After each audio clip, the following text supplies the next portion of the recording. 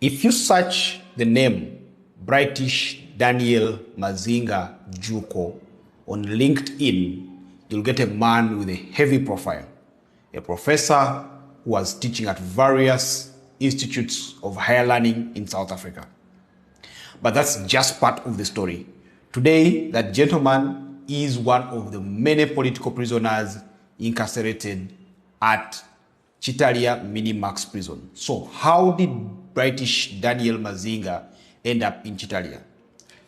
This is a very, very sad and somewhat interesting story at the same time. British Daniel Mazinga Juuko was a professor in South Africa, but he is of Ugandan origin. And while in South Africa, he was there to seek asylum as well as teach. But he remained critical of the Ugandan government and its overreaches, especially in the area of human rights.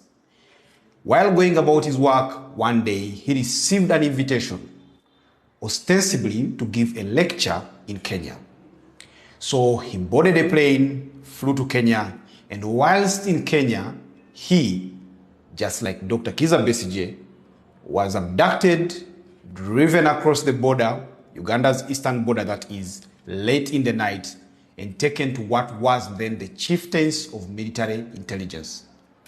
There he was detained for days, interrogated daily, and after several months in detention, since 2022, he was eventually in late 2023, September to be exact, produced before the military court, or what we call the military tribunal in Machindie, and charged with possession of illegal firearms and treason against Uganda.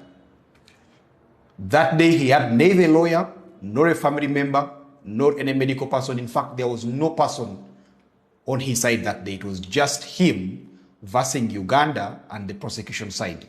He was remanded to Chitalia and given a date. He spent his days in Chitalia waiting for that date, counting them down, and the day did come. And as the prison's authorities always do, they produced him that day before Chitalia. But that day it so happened that court just wasn't sitting. The prosecutor wasn't there, the chairman of the court wasn't there, but nevertheless he was taken to court, spent his day there, and late in the evening he boarded the prison bus and was taken back to Chitalia. He's been in Chitalia since. He doesn't know his next court appearance. He doesn't know if it will ever happen.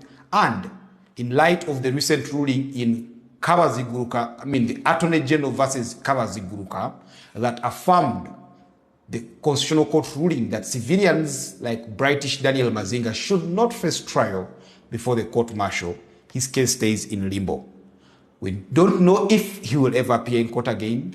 We don't know if his file has ever been moved to the High Court like it should be, and there are very few people following him. I talked to British Daniel at the start of this year. I met him and he told me this story, but he also told me his fears that it seems the world has forgotten him.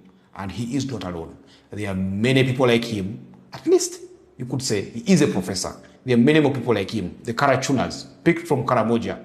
People picked from as far as Zombo, part of West Nile, and brought to Chitalia, who have spent some of them as many as 10 years.